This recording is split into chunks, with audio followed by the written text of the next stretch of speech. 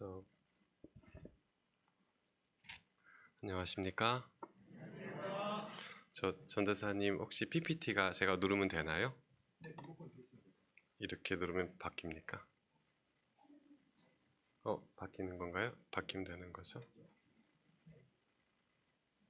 예, 감사합니다. 고맙습니다. 오늘은 제목이 참된 행복의 기원인데요. 여러분들 행복하십니까? 여기에 제가 서 있지 않고 여러분이 제일 보고 싶은 사람, 특별히 우리 할아버지들 같으면 손주가 이렇게 있다 그러면 여러분들 표정이 지금보다 더 행복하시겠죠? 그런데 여기 계신 어떤 분에게 제가 돈을 좀 빌렸는데 한 5천 빌렸는데 지금까지 갚지 않고 버티고 있습니다. 그분이 지금 이 시간에 은혜를 받으실 수 있을까요? 조금 어렵겠죠. 저 인간이 말은 뻔뻔하게 서로 잘하면서 왜 내 돈 안 갖고 있지 생각이 드실 거예요. 행복은 이처럼 여러분 관계에서 옵니다. 그래서 오늘의 전체 주제가 이것입니다. 행복은 어떤 사람과의 어떤 것과의 관계에서 온다. 그런데 특별히 인간적인 관계뿐 아니라 하나님과의 관계가 우리가 아주 좋으면 너그러워지기 때문에 다른 관계들도 저절로 다 좋아져요. 그래서 오늘의 전체 주제를 지금 다 말씀드리자면 하나님과의 관계가 아주 좋고 실제적이고 체험적이면 우리는 이 세상 살아가는 가장 중요한 행복의 어떤 열쇠를 얻게 되는 것입니다. 그렇게 해서 다른 사람들과의 관계도 너그럽고 좋아지는 것이고요. 우리가 좀 더 지혜를 얻게 된다면 다른 사람들과의 관계도 어떻게 잘 유지해서 거기서 행복을 얻어내고 그 에너지를 가지고 여유롭게 살아갈 수 있을 것인가에 관한 지혜와 어떤 그런 감화를 이 시간 성령님께서 저 여러분들 마음 가운데 허락해 주시기를 간절히 바랍니다. 둘이 어떻습니까? 딱 보시면 기분이 좋죠? 보실까요? 이 남자는 둘이 서로 화이팅하면서 아주 좋은 관계예요. 이들이 왜 좋은 관계일까요? 여러분 각자 생각해 보셔요. 여러분이 지금 떠올렸을 때 참 기분 좋은 사람, 좋은 관계인 사람이 있죠? 그 관계가 좋은 이유가 무엇일까요? 이건 아주 정말 중요한 질문입니다. 내가 왜 어떤 사람과는 관계가 좋고 어떤 사람과는 관계가 나쁠까? 내가 하나님을 믿는다고 하지만 하나님과의 관계가 왜 형식적일까? 그 이유는 다 어디에 있을까요? 잘 기억하시기 바랍니다. 바로 여기에 있습니다. 여러분이 어떤 사람과 좋은 관계가 있는 이유는 뭐예요? 그 사람과 사이에 무엇이 있기 때문에? 좋은 기억이 있기 때문에 그렇습니다. 우리 아들이 우리 집에 찾아와서 매번 아버지하고 좋은 선물을 주고 가고 예쁜 손녀를 보여주고 가고 그럼 그 아들에 대한 내 느낌이 어때요? 아주 좋아요. 왜냐면 그런 기억이 있으니까. 그런데 이놈의 아들이 올 때마다 사업자금 달라고 하고 나 몰래 엄마한테 돈 받아가고 계속 그런 기억이 쌓여있으면 그 다음 딱 아들 봤을 때 뭐가 떠오릅니까? 저놈 새끼 또 이렇게 생각이 되는 것입니다. 우리가 어떤 사람과 좋은 관계를 유지하고 있다는 것은 좋은 기억 때문에 그런 것이죠. 아까 말씀드린 것처럼 어떤 분이 저에게 5천만 원을 빌려주고서 아직도 못 받으시고 마음을 상해서 힘들어 하신다라고 하면 그분은 나에게 나쁜 기억이 있기 때문에 도무지 저를 통해서 좋은 행복과 느낌을 가질 수가 없는 것이고 저와 만나는 시간을 별로 원하지 않을 거예요. 그래서 또 둘이 어떻습니까? 관계가 좀 별로 좋지 않아 보이죠? 이 두 사람이 지금 관계가 좋지 않고 서로 행복한 감정을 가지고 있지 않다라고 우리가 느끼고 바로 깨닫게 되는 근거가 무엇일까요? 동일하게 이 두 사람 사이에는 무엇이 있기 때문에? 서로 간에 나쁜 기억이 있기 때문에 그렇습니다. 이 나쁜 기억이 있기 때문에 이들의 관계가 좋지 않은 것이죠. 그래서 우리가 저렇게 좋은 기억만 가급적 많이 가지고 있고 나쁜 기억은 금방 날려버리는 그런 사람도 있고요. 어떤 사람은 거꾸로 어떻습니까? 나쁜 기억은 오래 간직하고 있고 좋은 기억은 금방금방 날리는 사람이 있습니다. 그러면 첫 번째 말씀드린 사람, 즉 좋은 기억은 오래 가지고 있는데 나쁜 기억은 툴툴 털어버리는 사람은 그 행복도가 어떨까요? 삶의 행복도가 아주 높아요. 반대로 나쁜 기억은 오래도록 가지고 있고 좋은 기억은 또 감사한 기억은 금방금방 잊어버리고 날려버린 사람은 항상 우울하고 행복하지 않을 수가 있고 삶에 대해 부정적일 수가 있습니다. 말씀이 있는데요. 여러분께 제가 여쭐게요. 여러분, 믿음이 무엇입니까? 우리 믿음이 다 다른 이유가 뭐죠? 제가 오늘 지금까지 드린 말씀에서 충분히 힌트가 주어졌는데요. 여러분, 믿음은 무엇입니까? 우리 믿음이 다 다르죠. 다 다른 이유가 뭐죠? 하나님께 대한 각자의 기억이 다 다르기 때문에 그렇습니다. 어떤 사람은 20년 정도 계속 교회를 꾸준히 다녔는데도 불구하고 그분의 믿음이 실제적이거나 체험적이지 않다. 처음 믿을 때와 똑같다라고 느껴지는 경우도 있습니다. 내 믿음도 그럴 거고요. 믿음은 뭐냐면 내가 하나님을 어떻게 기억하고 있느냐, 또 얼마나 체험적으로 실제적으로 기억하고 있느냐, 거기에 달려 있습니다. 그래서 오늘 지금 이 시간은 뭐냐면 이 말씀을 통해서 여러분들에게 하나님께 대한 기억을 이렇게 새롭게 넣어드리는 시간입니다. 그래서 이 시간을 통해서 여러분들이 듣고 어떤 좋은 말씀을 기억하고 있다면 그 기억을 통해서 여러분 하나님을 인식하고 하나님과의 좋은 관계 속으로 들어가실 수가 있으세요. 그래서 우리의 믿음, 관계, 이 모든 것들은 우리의 기억이기 때문에 우리가 이 기억을 어떻게 형성할 것인가가 아주 중요합니다. 오늘은 세 가지 말씀을 드리겠습니다.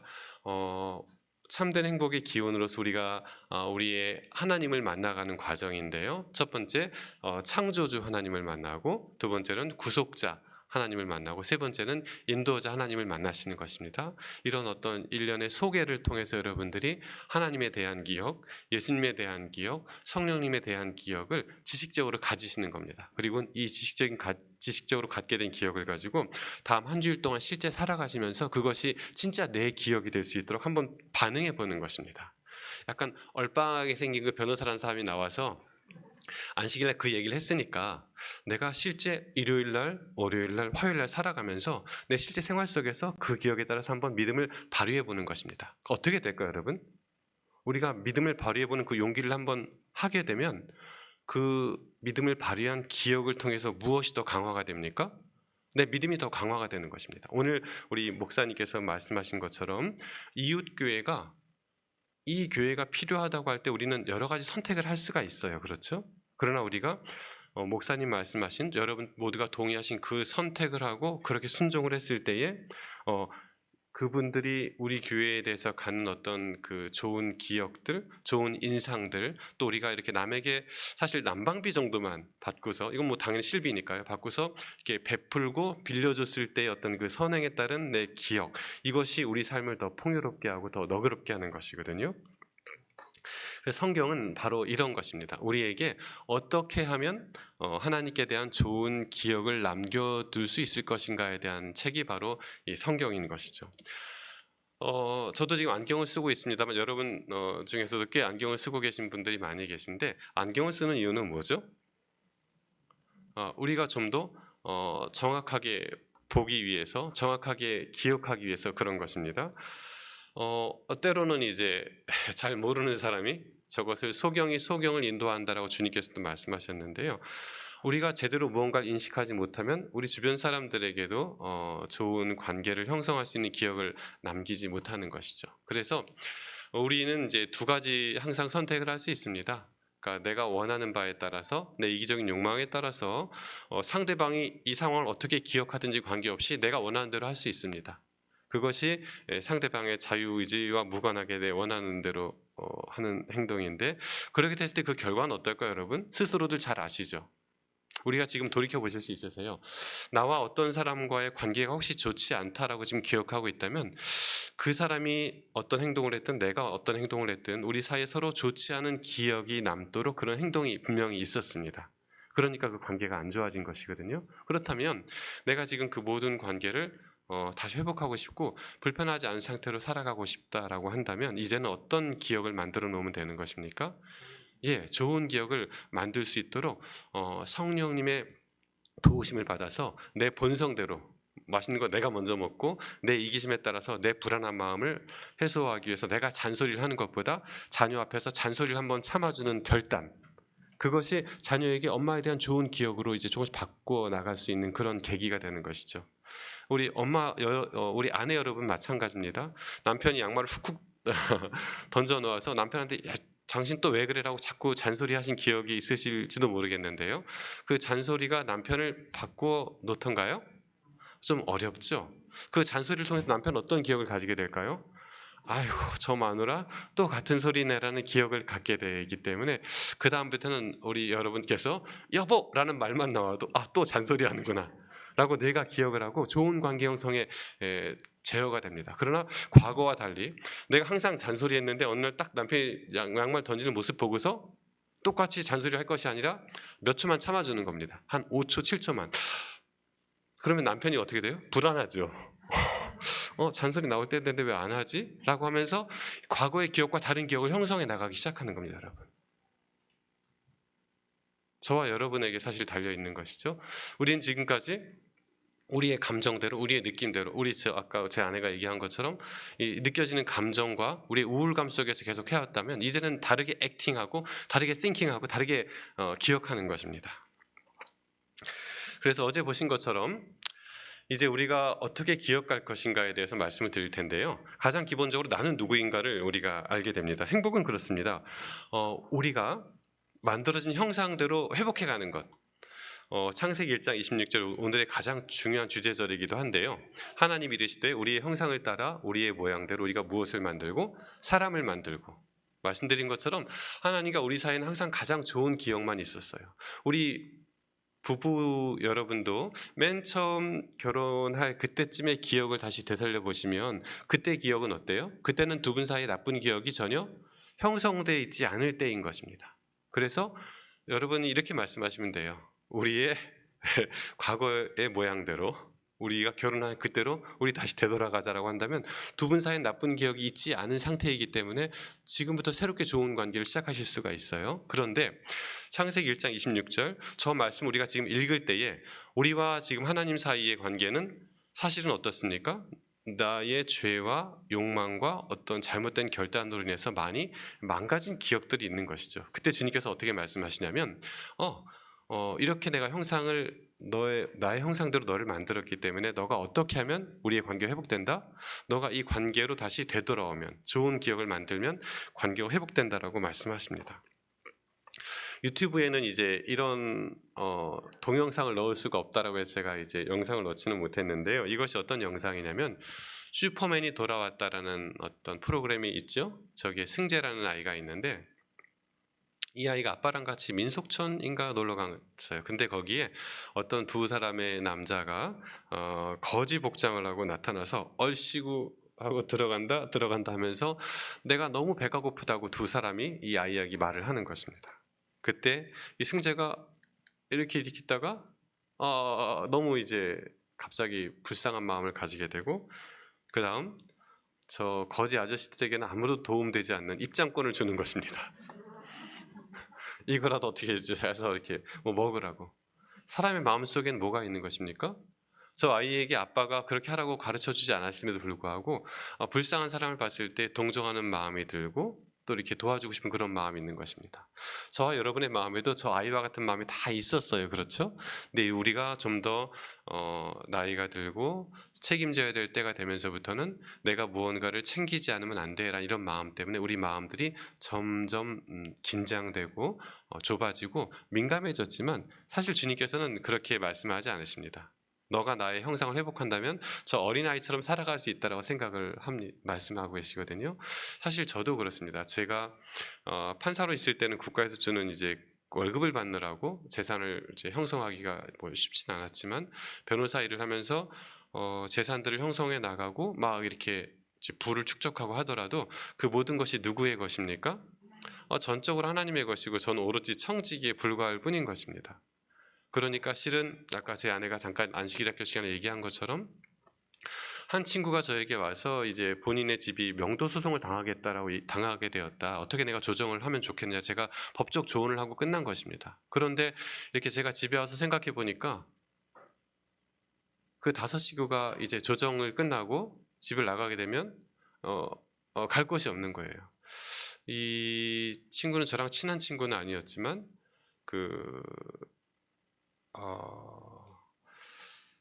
아버지께서 재혼하시고 조금 재혼한 어머니로부터 학대를 좀 받고 자랐어요. 그래서 따뜻한 가정에 대한 그리움이 있었고 그런 마음이 있었던 거예요. 그래서 본인의 경제적 형편에 맞지 않게 3천에 150만 원짜리 월세를 살았어요. 전세 월세를. 내 아이들에게는 좀 넓은 집, 좋은 집을 해주고 싶었던 어떤 그런 아빠로서의 간절함이었죠.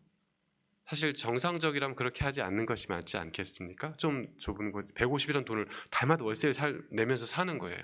그리고 이제 그 월세가 뭐 한 20개월 가까이 되니까 이제 그거 딱 까이고 나면 남는 것이 없는 것입니다.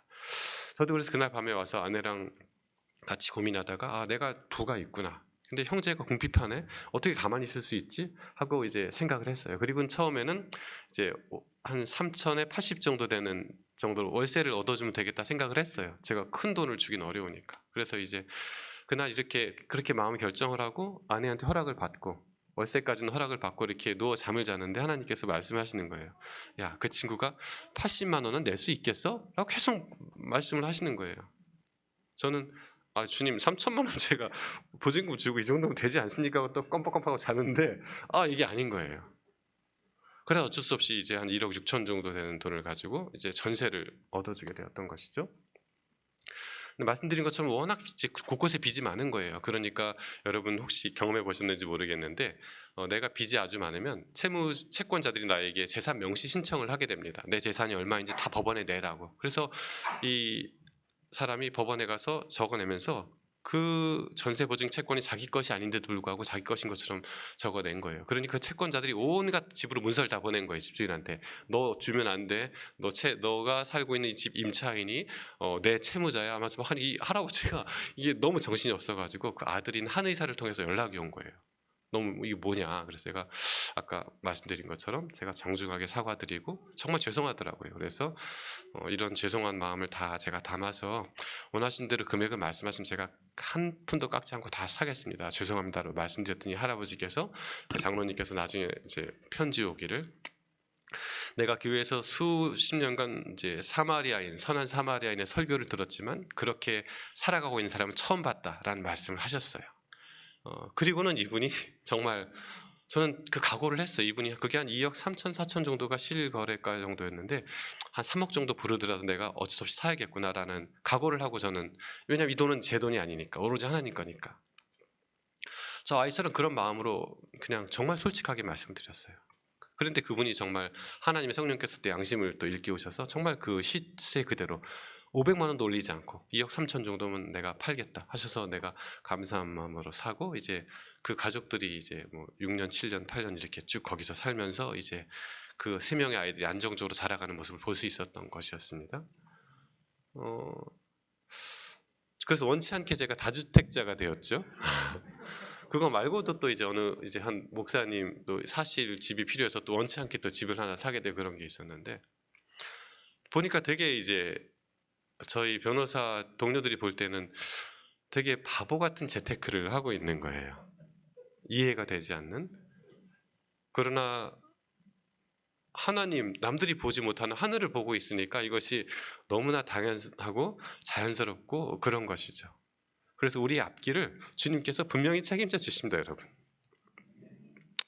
우리가 그런 결단을 하지 못해서 그렇지 그런 결단을 한 번만 하면 주님께서 그 결단을 통해서 분명한 기억을 주세요.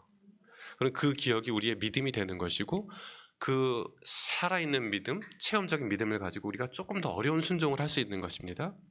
좀 더 어려운 순종의 길로 나아가면 거기에 또 뭐가 있어요? 좀 더 성숙한 믿음이 열매로 우리에게 주어지는 것입니다. 그런 기억들이 쌓이게 되면 하나님과 나와의 사이의 이 관계, 연결된 이것은 24시간 함께 할 수 있어요.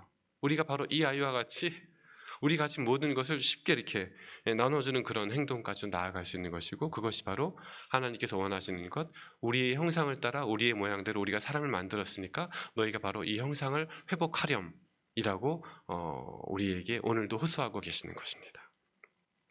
이 기억을 갖는 것이 참 중요하죠. 바로 이것이죠. 네. 어느새 서로 걱정해주는 사이가 되는 것입니다. 참 아름답지 않습니까? 우리 인생에 이런 기억들이 쌓이고 쌓이면 쌓일수록 우리가 더 너그러워지고 자유로워지는 그런 삶을 사는 반면에 저는 법률가로서 형사사건, 민사사건, 가사사건 이 모든 사건들을 처리해 나가는 과정 속에서 보면 사람들이 자기의 행복을 위해서 아주 안달나서 움직이는 모습이 모든 오늘날 사람들의 마음의 형상인 것입니다. 내 집은 그대로인데 옆집이 많이 올랐다고 막 스트레스를 받는 거예요. 왜 스트레스를 받죠? 사람의 마음이 그렇게 많이 이렇게 더럽혀져 있고 물들어져 있는 것입니다. 서로 걱정해주는 사이가 아니라 어때요? 서로 시기하는 사이가 많이 되어 있는 것이죠. 그러나 하나님과 연결되어 있으면 이 세상이 아주 작게 보이고 압도적으로 이 세상을 살아갈 수가 있습니다. 믿음은 무엇이냐면 아까 제가 우리 김선미 집사님 말씀하실 때 답변 드린 것처럼 똑똑해져야 된다는 말씀드렸는데 믿음은 우리가 대학생이 되는 것입니다. 뭐냐면 초등학생들은 중학생 때 뭘 배울지 모르기 때문에 어떤 중학생 시험 문제를 보면 아주 어렵고 두렵고 떨립니다. 대학생이 볼 때는 어때요? 아주 쉽죠. 그래서 믿음이라는 것은 초등학생 단계를 거치고 중학생 단계를 거치고 고등학생 단계를 거치고 대학생 단계까지 와서 과연 인생이 무엇이고 삶이 무엇인가, 아까 교과 공부 시간에 우리 장로님 말씀하신 것처럼 이 지구가 무엇이고 어떻게 돌아가고 이 23.5도가 제대로 다시 서지면 어떤 어려움이 있는가, 이 모든 것들을 완벽히 알고 내 인생이 어디서 어디로 가는가를 다 알기 때문에 여유 있게 살아갈 수가 있는 것입니다.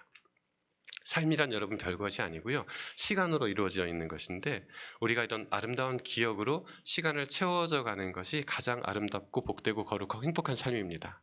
그런데 어떤 사람들은 우리에게 주어진 이 귀한 시간을 어때요? 염려로 채우고 근심으로 채우고 질투로 채우고 금방 내 손에 있다가 모래알처럼 빠져나갈 것들을 마련하기 위해서 그 시간들을 채워나가는 것입니다. 그 시간들을 자기가 그렇게 채웠기 때문에 그에게는 죽음 이후에 그런 시간이 주어집니다. 죽음의 시간. 그런데 우리가 이 세상에서 살아가면서 우리에게 주어진 이 시간을 하나님과 연결된 시간, 하나님의 시간으로 채워나가다 보니까 주님께서 그 이후에 우리에게 뭘 주십니까? 하나님의 시간, 영생의 시간을 선물로 주는 것입니다. 우리가 지금 이 세상 살아가면서 인간의 것들로 내 시간을 채우면서 살아갔는데 갑자기 영생이 주어지면 행복할 것 같으세요? 절대 그렇지 않아요, 여러분. 왜 하늘나라 가서도 나 아파트값 걱정해야 되거든. 내가 그렇게 살아왔으니까요. 하나님은 정말 공평하십니다. 모든 인간이 공평한 것이 뭔지 아시죠? 뭐가 모든 인간이 공평합니까? 방금 말씀드린 시간. 이 시간은 모든 사람에게 공평합니다. 24시간은. 키가 큰 사람이든 작은 사람이든 돈이 많든 적든 내가 남자든 여자든 모든 사람에게 시간이 공평하게 주어졌고요. 이 시간을 무엇으로 채울 수 있을 것인가는 여러분 각자의 아주 주관적인 선택이시고 여러분들이 여러분의 삶의 주인이세요. 각자 다르게 채우시잖아요. 여러분은 지금 너무 훌륭한 선택하신 것이죠. 이 시간을 뭘로 채우기로 하신 것입니까? 하나님의 말씀, 훌륭한 기억으로 채우기로 결정하셨기 때문에 여러분 인생의 모든 시간 중에서 지금 이 시간은 가장 소중하고 값지고 훌륭한 시간입니다. 지혜와 또 하늘을 바라볼 수 있는 시야를 우리가 지혜를 얻고 또 성령님께서 함께 하시고 귀한 말씀과 감동으로 내 시간을 채우고 있기 때문에 지금 너무 잘하고 계신 거예요. 이렇게 하신 이 선택들을 앞으로도 계속 하시다 보면 내 시간들이 다 그렇게 영적인 시간, 하나님의 시간, 자유의 시간, 놀라운 능력의 시간으로 채워지기 때문에 아름다운 영생을 그 다음 선물로 저절로 받게 되는 것이죠. 그런 귀한 선택들을 하시게 되길 바라고요. 이렇게 어느새 우리가 그렇게 아름다운 사람이 되다 보면 세상 모든 사람들이 안 돼 보여요. 그래서 우리가 세상 살아가는 것이 대학생 축구팀이 초등학생 축구팀하고 축구 시합하는 거와 똑같아. 여러분 긴장하시겠어요? 하지 않으시겠어요? 긴장 안 하죠. 우리가 대학생들인데 초등학생들하고 축구 시합한다고 하면 우리가 쟤들한테 몇 골 먹어줄까? 경기 져줄까? 아니면 4대3으로 이길까? 다 우리가 조율할 수 있는 정도잖아요. 참된 믿음 있는 사람은 세상을 이렇게 압도하면서 살아갈 수 있는 반면에 내가 지혜가 부족하고 방금 말씀드린 것처럼 시간을 어떤 근심과 걱정으로 채운다면 나는 초등학생과 똑같아. 초등학생이 이후 초등학교와 초등학생 축구 시합을 한다 그러면 긴장이 될까? 긴장 안 될까요? 긴장이 되죠. 긴장이 많이 됩니다. 여러분 혹시 지금 긴장되세요? 세상 살아가는 것이 긴장되세요? 그렇다면 아직 이 모든 것을 주관하시는 하나님을 잘 알지 못하고 그분에 대한 살아있는 기억이 없는 것입니다. 그분에 대한 완전히 살아있는 기억이 있고 생생하다면 세상이 긴장되지 않아요. 또 자유로울 수 있고 여유 있을 수 있습니다. 지금 잠깐 한번 웃어보실까요, 여러분? 네, 예. 이런 표정으로 살아가실 수 있으세요. 정말 지혜를 알게 된다면. 그래서 주님께서는 그것을 회복하라고 말씀하시는 건데요. 주님께서 회복하라고 말씀하십니다. 그리고 하나님 어떤 분이시다? 오로지 사랑이시다. 이 사랑인 하나님을 회복하고 있으면 주님께서 우리에게 모든 걸 다 해주시겠다라는 것이고요. 우리가 우리의 시간을 이렇게 채우지 못하면 무엇을 맞이하게 됩니까? 우리 모두는 아까 우리 장로님 말씀하신 것처럼 다 어디 갑니까? 마지막 여기 침대에서 이제 갑니다. 여기서 어떤 삶을 살았든지 다 이렇게 가기 때문에 그동안 살아왔던 삶의 시간들을 잘 채울 필요가 있는 것입니다. 중국의 어떤 죄수의 모습이고 실제 모습인데요. 보통 죄수들은 무슨 옷을 입어요? 주황색 조끼를 입습니다. 다른 죄수, 어떤 죄수? 사형수는 빨간 조끼를 입습니다. 평소 입던 사형수 붉은 조끼를 벗고 무엇을 갈아입냐면 사형복으로 갈아입는데 이날 사형 집행하는 날 사진을 찍은 것입니다. 반성의 의미로 사진 촬영을 허락했고요. 이게 뭐죠? 이 사형 집행 당하는 날 마지막 날 먹는 마지막 식사입니다. 교도관들과 마지막 인사를 나누죠. 그리고 총사령을 받은 사형수가 줄로 꽁꽁 묶여서 이동하게 되고요. 이것이 마지막 사형수의 뒷모습입니다. 제가 말씀드렸죠. 마지막 누구의 뒷모습이다? 사형수의 뒷모습이다. 그리고 아까 우리 장로님 말씀하신 것처럼 누구의 뒷모습이다? 나의 뒷모습이다. 우리 각자의 뒷모습인 것입니다.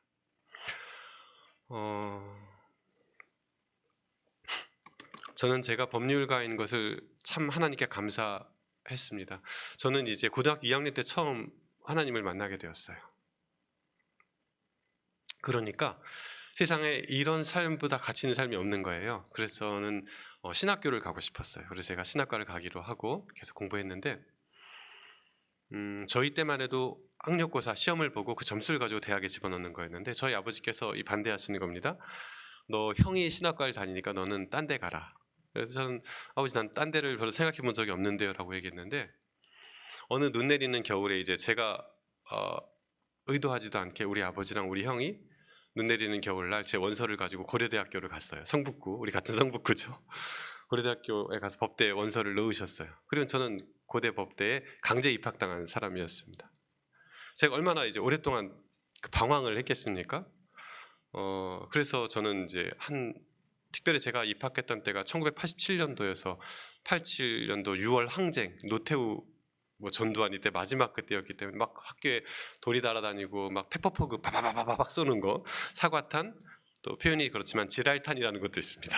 막 지랄탄 지랄하는 거 막 이런 거 있고 그런 때 막 돌 날아다니고 화염병 날아다니고 그때 제가 학교를 다녔었어요.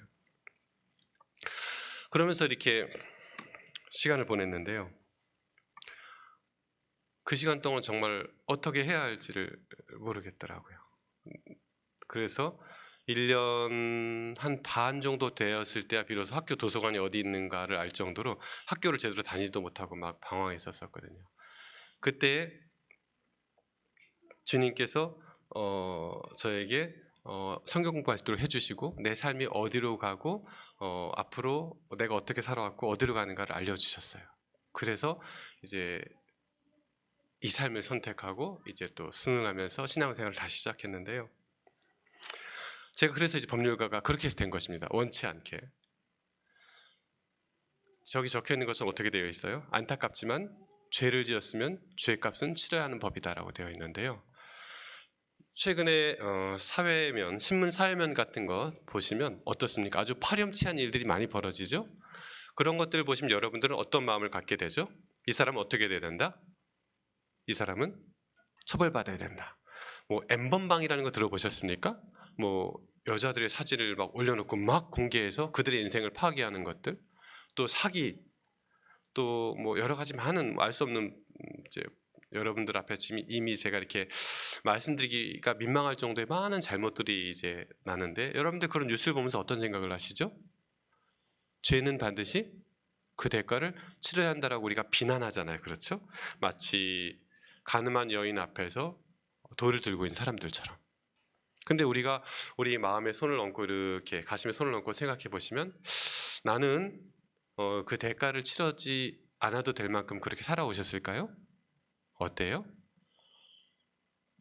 한 분도 그렇지 않으시죠? 여러분들도 저도 반드시 그 죄의 대가를 치러야만 해요. 이것이 하나님의 법뿐 아니라 인간의 법도 똑같이 우리에게 얘기하고 있거든요. 그래서 저 안타깝지만 죄를 치렀으면 죄값은 치러야 하는 법이다라는 것은 꼭 저 여자 사형수에게만 해당되는 것이 아니라 누구에게도 해당되는 것입니까? 저 여러분에게도 해당되는 것입니다. 저 사진이 비록 저 여자의 사진이긴 한데 저기에 누가 들어가야 됩니까? 저와 여러분. 아까 말씀드린 것처럼, 어제 말씀드린 것처럼 창조주 하나님께서 우리 모두를 만드시고 자녀들이 저렇게 포승줄에 묶여서 사형장으로 끌려가는 모습을 보고 계세요. 여러분과 저 중에 우리 자녀가 실수해서 사형장으로 끌려 들어가고 있는데 저것을 평온한 마음으로 바라볼 수 있는 사람이 있을까요? 그렇지 않아요. 내 자녀가 그 이유가 무엇이든지 간에 사형장으로 끌려가고 죽게 되면 아버지는, 어머니는 가만히 있을 수가 없는 것이죠. 그래서 창조주 하나님의 신분이 뭘로 변신하신 것입니까? 창조주 하나님의 신분이 당연히 이 구세주의 신분으로 변신하실 수밖에 없는 거예요. 그래서 이 성경의 말씀, 구약과 신약 모두 다 예수님을 예표하고 있는데, 구약에서 우리를 창조하신 이 하나님께서 신약의 예수님으로, 구세주로 오실 수밖에 없는 이유가 바로 여기에 있습니다. 아버지로서의 사랑, 창조주로서의 사랑. 그래서 우리는 이렇게 예수님의 사랑을 통해서 멋지게 결심하면 이제 새로운 삶을 살 수가 있죠. 이제 우리가 그렇게 하나님의 형상을 회복하면 되는데, 우리가 결심한다고 다 되는 것은 아닙니다. 우리 삶은 어때요? 자동차처럼 엑셀레이터가 있고 브레이크가 있는데, 저렇게 우리의 실행력이 필요하고 또 우리의 그 자제력이 필요한데, 우리가 제대로 자제력을 행사하지 못하면 어떻게 됩니까? 저렇게 남의 집 건물에 들어가서 차 안에 앉아서 남의 집을 구경할 수 있는 저런 상황이 될 수도 있죠. 이것은 왜 그러냐면, 우리가 아담 이후로 어떤 같은 죄가 계속 반복됨으로 인해서 우리의 뇌 기억 속에 나쁜 기억들이 자꾸 생겼기 때문에, 그것이 아주 고정화되었기 때문에 그렇습니다. 이 사람은 어딜 바라보고 있죠? 저쪽을 바라보고 있나요? 앞을 바라보고 있나요?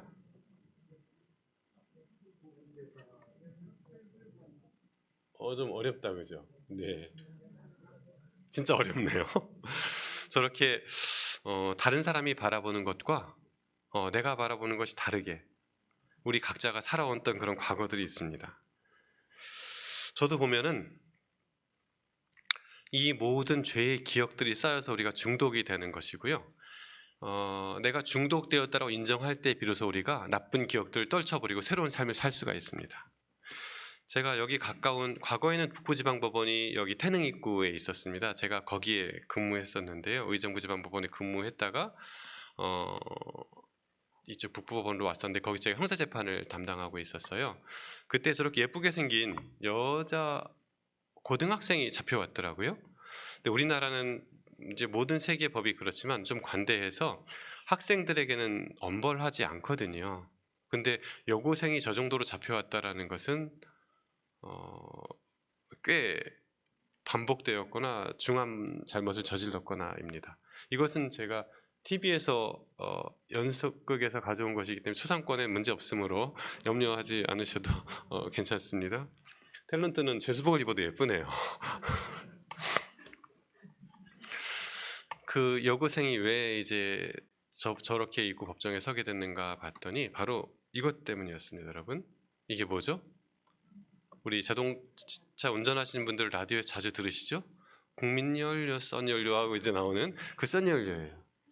우리 저 연료에 대해서 우리는 어떤 기억을 가지고 있죠? 소풍 때 밖에 나가서 맛있는 된장찌개 끓여 먹거나 또 뭐 고기를 누가 뭐 구워 먹는 분들 구워 먹거나 이렇게 할 수 있는데, 저 여학생에게는 저 선연료가 어떤 기억이었냐면 부탄가스. 그게 저희가 유해 화학물질 관리법 위반으로 저에게 송치돼서 왔거든요. 저 부탄가스를 이렇게 까만 봉지에 집어넣고 이렇게 거기에 고개를 쳐박고 있으면 멍하면서 이렇게 좀 그런 환각이 되나 봐요. 저걸로 인해서 저 여학생이 과거에 2번 정도 보호 처분을 받았어요. 이제 직접 이제 되진 않고 그 소년 사건으로 해서 소년원에 좀 있다가 나오고 2차례나 그랬는데, 제가 물어봤죠. 얘 너 왜 또 그렇게 했니라고 했을 때 저 여자애가 얘기했던 이야기가 다음과 같습니다. 어렵게 학교로 이제 다시 들어와가지고 이제 학교 생활을 하고 있었는데, 그 다음 날이 무슨 날이었냐면 소풍 가는 날이었어요. 그래서 엄마가 김밥 싸줄게. 그리고 이제 엄마랑 같이 마트를 갔어요. 마트에 가서 엄마는 단무지, 또 김, 또 당근, 시금치 이런 걸, 또 참치캔 이런 걸 고르고 있는데 쓱 지나가다가 뭐가 눈에 걸린 것입니까? 마트에 있는 썬연료가 싹 눈에 걸린 것입니다. 그리고는 아니야. 그러고 이제 집에 왔어요. 그리고는 엄마 김밥 싸는 거 도와주고 TV 보다가 이제 딱 누웠는데 천장에 뭐가 보입니까? 저게 보입니다. 저 아이의 기억에서 저것을 지워내지 못한 거예요. 우리에게도 비슷한 어떤 죄에 중독될 기억도 있었던 것처럼, 그러니까 저 아이가 아니냐고 또 이렇게 잠을 자려고 했는데 도무지 잠을 이루지 못해서 이제 동네 슈퍼로 쓱 가가지고 저걸 사가지고, 사실 그 마트에 가지 않았었으면 저걸 안 봤을 수밖에 없었을 텐데 괜히 엄마 따라서 이제 김밥 재료 사러 마트에 갔다가 저걸 싹 다시 기억이 되살아나는 바람에 저걸 가지고 아파트 지하 주장에 가서 한쪽 구석에서 이제 다시 이렇게 삑 해가지고 이렇게 까만 봉지에 넣고 하다가 경비 아저씨한테 걸려가지고는 이제 이렇게 신고가 되어서 붙잡혔던 것입니다. 저것을 뭐라고 하냐면 우리는 물질 중독이라고 하죠. 근데 여러분, 제가 아까 우리 사랑하는 어머니들께 말씀드린 것처럼 저렇게 본드나 술, 담배, 또 가스 같은 물질에 대한 중독이 있는 반면에 무슨 중독이 있어요? 여러분 많이 들어보셨죠? 쇼핑 중독 들어보셨죠? 또 인터넷 중독, 또 잔소리 중독, 이런 것들이 다 있어요. 이런 기억들은 우리들을 조금 어렵게 하는 것이고요. 이런 기억들 속에서 주님께서 우리를 해방시켜 주길 원하셔요. 물질 중독도 있지만 행위 중독도 있는 것이. 행위 중독은 뭡니까? 한번 제가 읽어볼게요. 부정적 결과가 예상됨에도 불구하고 특정 행위를 지속하면서 통제력을 잃는 상태. 이것이 바로 잔소리 중독인 것입니다, 여러분. 잔소리했을 때 어떤 긍정적인 결과를 얻어낸 경우가 거의 없는데도 불구하고 나도 모르게 반사적으로 잔소리가 나가는 것이죠. 그래서 저런 것들 포함해서 많은 사람들이 다 지금은 어디에 많이 중독되어 있어요? 사람들이 물질 만능주의. 제가 초등학교 6학년 도덕 시간에 봤던 그 글자가 떠올라요. 전 지금도 물질 만능주의가 그때 적혀 있었어요. 그래서 물질 만능주의가 뭘까? 그때만 무려 지금 40년 정도 전 일인데 그때부터 벌써 그랬던 것입니다. 또 다른 여러 가지가 있는데요. 우리가 어떤 이런 힘든 기억 속에 있을 때에 주님을 부르면, 환난 날에 나를 부르면 주님께서 우리를 건져주시겠다고 얘기하세요. 우리를 창조하신 하나님께서 우리가 죄로 인해서 타락되고 또 우리의 어떤 원하는 욕망으로 인해서 많이 나쁜 기억들이 있을 때에 그때 주님을 부르시면 주님께서 그 모든 기억을 없애주시고 우리에게 그 기억으로부터 자유로워질 수 있는 힘을 주시겠다고 말씀하신 것입니다. 이것이 바로 주님께서 해주시는 일이죠. 그래서 예수님께서는 그렇게 말씀하셨어요. 너희에게 어떤 병이 있을지라도 내가 그 병을 고쳐주겠다고 말씀하십니다. 이것은 두 가지 서로 다른 선택을 한 사람인데요. 부자 법관이 있었죠. 부자 법관은 주님께 와서 영생을 어떻게 얻을 수 있는지 말하고 또 어떻게 주님을 따를 수 있는지 얘기했을 때 주님께서 그의 모든 물건을 팔고 나를 따르라라고 말씀하셨어요. 부자 법관은 그 자기가 가진 물건의 주인이 누구라고 인정했습니까? 하나님이라고 인정하지 않고 자기가 청직이라고 인정하지 않고 오로지 자기라고 생각했어요. 이 돈을 놓으면 내 삶이 불행해질 것 같고 불안해질 것 같고 예수님께만 다 맡기기에는 너무 불안한 마음이 컸어요. 우리 모두도 이 불안이 우리를 지배한다는 거 알고 계시죠? 그래서 요한 1서에 보면 사랑 안에는 두려움이 없나니 온전한 사랑은 두려움을 내어 쫓는다라고 얘기해요. 그래서 여러분들이 혹시 어떤 사람과 관계 속에서 내가 분명히 사랑하지만 그 관계가 좋지 않다. 그 이유는 뭘까요? 그 사랑이 온전한 사랑이 아니기 때문에 그렇습니다. 그 안에 불안감, 두려움이 많이 있기 때문에 우리가 아이들에게 학원에 가라, 뭐 하라 자꾸 닥달하는 거거든요. 온전한 사랑이라면 두려움이 없어요. 온전한 사랑은 남편에 대해서 마찬가지고요. 이 사람이 할 거야 라고 믿고 지켜봐주고 기다려주는 것입니다. 그 온전한 사랑에는 두려움이 없는 반면에 내가 사랑한다고 명분으로는 얘기하지만 실제로는 그 사랑 안에 내 욕망이 포함되어 있고 그 사람의 자유의지를 파괴하는 것이 있고 어떤 두려움이 포함되어 있다면 그 사랑은 오히려 사랑이라는 명분 하에 그 사람과의 관계를 더 아주 근본적으로 파괴하게 됩니다. 더 가깝기 때문에 더 세게 파괴하게 되는 것이고 그렇게 파괴된 어떤 기억들은 회복하기가 쉽지가 않아요, 여러분. 그래서 우리가 정말 그런 반면에 여기 세리 마태는 어떻습니까? 주님께서 버려두고 나를 조추라 했을 때 마태가 한마디 했습니까? 단 한마디 하지 않았어요. 마태는 그 마음에 공허함이 있었어요. 내가 하나님의 형상을 회복하고 싶다. 내가 돈이 많이 있지만 세상이 너무 허무하고 허탈하다는 그런 마음속에 있을 때에 주님께서 나를 조추라 했을 때 마태는 다 버려두고 정말 온전히 두려움 없이 믿고 따라갔어요. 왜냐하면 그 전에 아마 마태에게는 확신하건대 예수님에 대한 어떤 기억이 있었을 거예요. 그가 직접 체험했든지 자기 동료를 통한 어떤 체험적인 기억이 있든지 그런 기억이 없으면 이렇게 따라갈 수가 없어요, 여러분. 마태는 그 사이에 예수님께 어떤 좋은 기억들을 가지고 있었기 때문에 그 기억을 통한 믿음을 발휘해서 주님을 따라갔던 것처럼 그런 선택이 오늘날 우리의 선택이 되기를 바랍니다. 그래서 우리가 어리석기에 부자 법관처럼 돈에 대한 많은 기억들, 그것이 아니라 정말 주님에 대한 어떤 긍정적이고 영적인 기억들을 통해서 성공하는 삶을 살 수가 있게 되는 것이죠. 마지막으로 한 말씀만 더 드리도록 하겠습니다. 여기까지가 우리 구세주 예수님의 역할이세요. 창조주, 구세주. 그리고 끝으로는 성령님께서 매일매일 우리를 인도해 주십니다. 제가 잠시 후에 보여드리겠지만 우리가 교인입니까? 그리스도인입니까를 나눌 수 있는 길이 바로 여기에 있어요. 정말 봉사를 성실히 하시고 또 훌륭한 어떤 10일 헌금 생활을 하시고 좋은 아빠이고 좋은 엄마일지라도 우리가 성령님과 함께 하지 않으면 교인입니다. 누구든지 그리스도의 영이 없으면 그리스도의 사람이 아니라고 얘기했기 때문에 내가 정말 그리스도인만 하려라 들어갈 수 있는데 성령님이 함께 하시지 않으면 내가 정말 품위가 있고 교회에서 좋은 어떤 취미생활을 하는 사람들과 어떤 만남을 갖는 그런 것에 불과한 것입니다. 성령님이 함께하지 않는다면 성령을 따라 행할 때 우리가 비로소 죄로부터 온전히 이겨낼 수가 있어요. 제가 의정부지방법원에 있을 때 한 사건을 하게 되었는데 여러분 이혼 사건은 많이 있지만 혼인 취소 사건은 이제 잘 못 들어보셨을 거예요. 어떤 한 여자가 있었어요. 집이 너무 어려웠어요. 그래서 이 부모는 내 딸이 시집 잘 가기를 원했는데 하필이면은 이 딸이 아주 사랑하는 남자가 좀 비슷하게 가난한 남자였어요. 그래서 부모는 이것을 정말 반대하다가 아주 극렬하게 반대하다가 겨우 어렵게 떼어놓고서는 괜찮은 집 남자를 소개시켜줬어요. 그 집은 아주 여유가 있었기 때문에 이 어려운 집이 가지고 있던 결혼하기 전에 빚도 2천만 원 정도 갚아주고 둘이 잘 결혼을 하게 되었어요.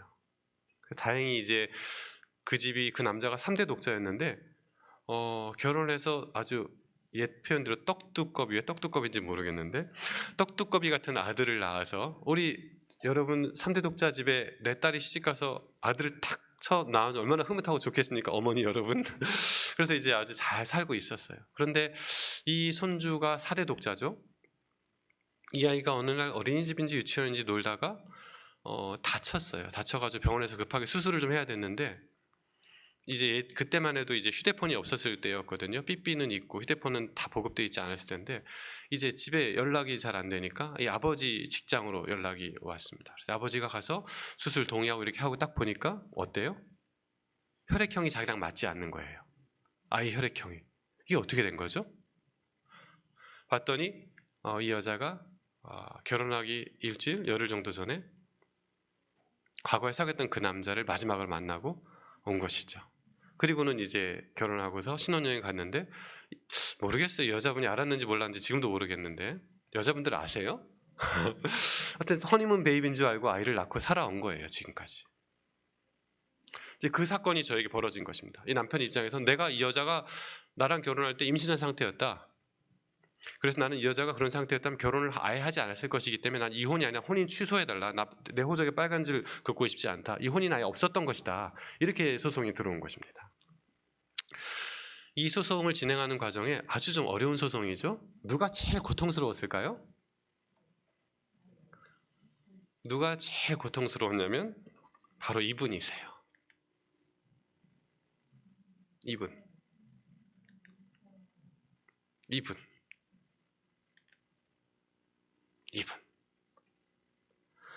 사대독자 손주를 내 목숨보다 소중하게 할머니가 키워왔어요. 어느 날 딱 보니까 누구라는 거예요? 며느리가 딴 남자랑 사이에서 낳은 원수의 아들인 거예요.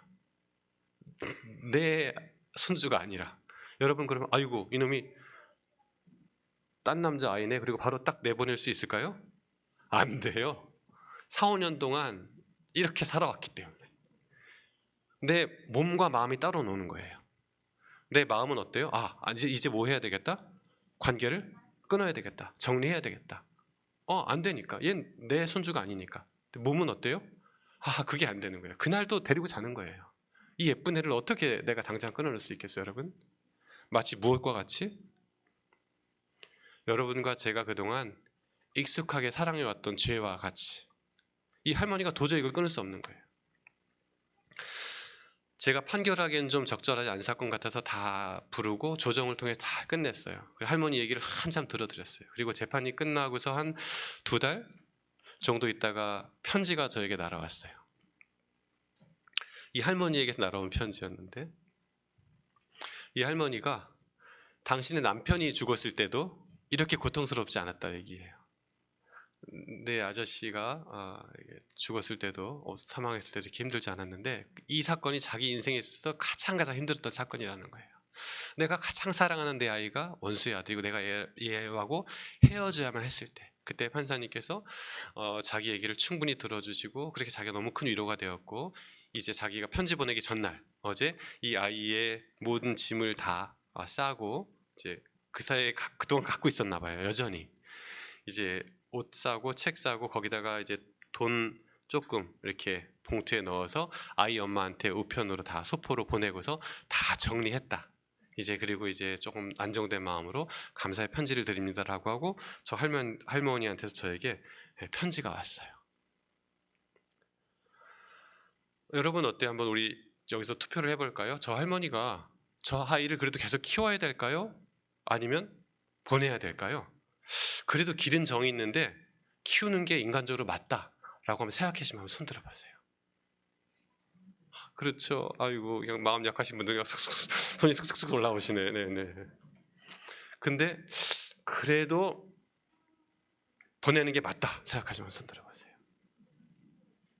네, 또 이 성령의 지혜를 가진 분들 손 들으셨습니다.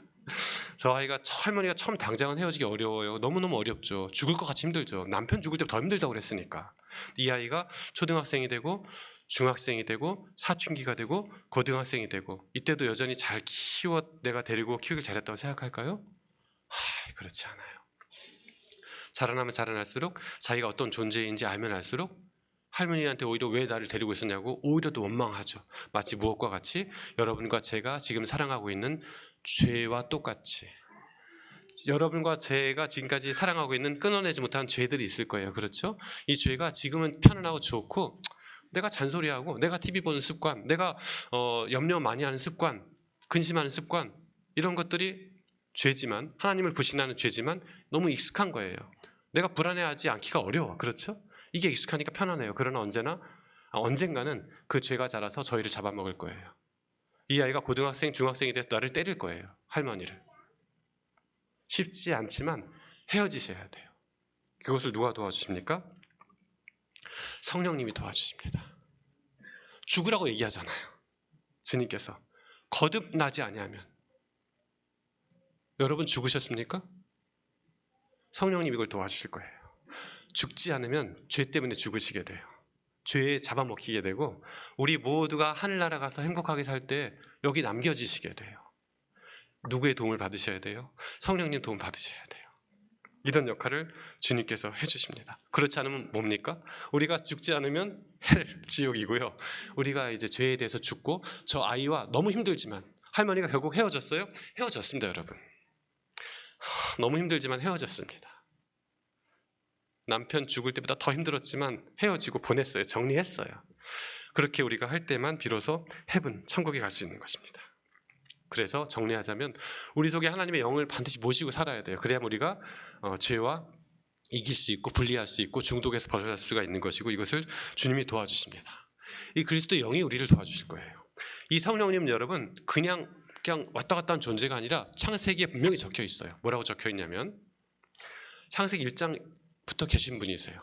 땅이 혼돈하고 공허하며 흑암이 깊음 위에 있고 우리 삶이 혼돈했어요. 우리 삶이 텅 비어있고 허무했어요.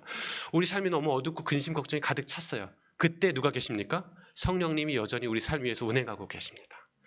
이 성령님을 의지할 때에 우리 삶은 어디로 갑니까? 행복으로 갈 수 있습니다. 이렇게 하나님과 예수님과 성령님과 좋은 관계를 유지하고 좋은 기억을 가질 때에 우리 믿음은 실제적인 믿음이 되고 실제적인 체험적인 믿음이 되는 것입니다. 이렇게 세 분의 도우심을 받아서 행복한 관계로 참된 행복의 길로 걸어가시는 저와 여러분 되시기를 간절히 바랍니다.